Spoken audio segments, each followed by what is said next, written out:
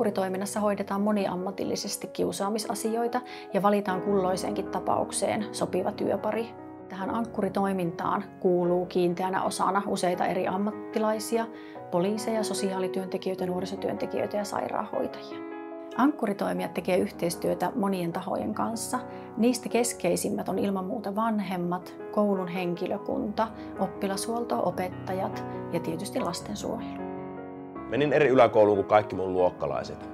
Saman yläkoulun tuli oppilas, mutta hän tuli eri luokalta eikä ollut sillä lailla mun kaveri. Ensimmäisenä koulupäivänä, kun talutin polkupyörää koulun pihalle, niin tää mun vanhasta koulusta tullut oppilas huomautti kaikille kavereille, että kattokaa, tuolla on polkupyörällä kypärä tuossa repussa. Koko mun ikäluokka rupesi nauramaan siinä hetkessä, ja tuon tapahtuman jälkeen mä kävelin seuraavat 2 vuotta kouluun. Kiusaaminen aina riippuu täysin sitä kiusatun kokemuksesta ja siitä, kokeeko hän jonkun asian kiusaamiseksi. Yli 15-vuotiaat on rikosoikeudellisessa vastuussa, mutta alle 15-vuotiaitakin koskee vahingonkorvausvelvollisuus, mitä nuoret eivät yleensä tiedä. Kiusaamistapaukset on nykyään hirveän monisyisiä. Fyysisen väkivallan puolella nämä väkivaltatilanteet, väkivallan teot on raaistuneet ja henkisen väkivallan puolella tämä somemaailma tuo täysin uuden tulokulman tähän asiaan. Nykynuorille sosiaalinen media on osa elämää ja tykkäykset ja kommentit ja seuraajat on kaikki kaikessa. Joskus sitä kontenttia haetaan jopa järjestetyillä tappeluilla, joissa kuvataan ja ärsytetään sitä toista henkilöä ja tällä tavalla sitten tavallaan tökitään sitä nukkuvaa karhua.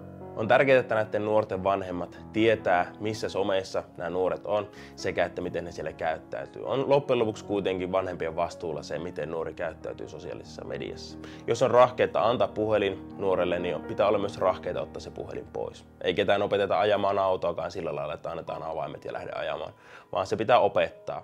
Moni vanhempi ei tiedä sitä, että esimerkiksi Instagram, TikTok ja Snapchat on kaikki K13 ja tällä on tarkoitus suojella sitä nuorten kehitystä ja kasvua. Kiusaamisessa oikeastaan kaikki, mitä tehdään, niin voi täyttää rikoksen tunnusmerkistön. Esimerkiksi fyysinen väkivalta, henkinen väkivalta voi olla pahoinpitelyä. Toisen tavaroiden rikkominen on vahingonteko. Uhkaileminen voi täyttää laittoman uhkauksen tunnusmerkistön ja samaten sitten toisista juorujen levittäminen tai muu pahan puhuminen niin voi esimerkiksi täyttää kunnianloukkauksen tunnusmerkistön. Mä oon ensimmäinen poliisi, joka lähti tekemään TikTok-videoita omalla naamalla. Sain idean niihin videoihin siitä, että kuulustelussa kävi ilmi, että nuoret ei tiedä, mitä tarkoittaa kunnianloukkaus. Ja jos sä et tiedä, mitä tarkoittaa kunnianloukkaus, niin sä et osaa myöskään varoa syyllistymistä siihen. Pitää muistaa, että siellä sosiaalisessa mediassa pätee täysin samat säännöt kuin oikeassa elämässä. Mitä et tekisi oikeassa elämässä, niin älä tee sitä myöskään sosiaalisessa mediassa.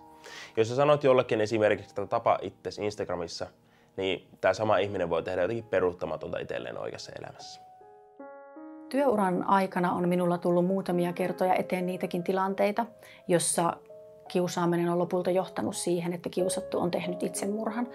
Yhdenkin kerran vietiin kuolinviestiä vanhemmille nuoren kuolemasta ja meille selvisi vasta siellä vanhempien luona, että tässä todennäköisesti on taustalla tämmöinen kiusaamisasia. Myöhemmin tilanne sitten selvisikin sen pohjalta, että löytyy nuoren jättämä kirje. Mun näkemyksen mukaan kaikkein traumatisoivinta lapselle ja nuorelle on se, että jos hän ei ole kenellekään mitään, ikään kuin hän olisi ilmaa, osa tapettia. Muistan yhdenkin tyttöporukan, jossa 3 tyttöä kiusasivat yhtä tyttöä. Kun asiaa selviteltiin ja soviteltiin heidän kanssaan, kävi ilmi, että nämä kiusaajat eivät olleet edes tajunneet sitä, kuinka pahalta tästä kiusatusta on tuntunut. Sovittelutilanteessa itkut tuli molemmin puolin ja lopulta näistä kaikista tuli ystäviä keskenään. Jos vanhempi saa tietää, että lasta kiusataan, niin hän voi olla suoraan yhteydessä Ankkuri-ryhmään.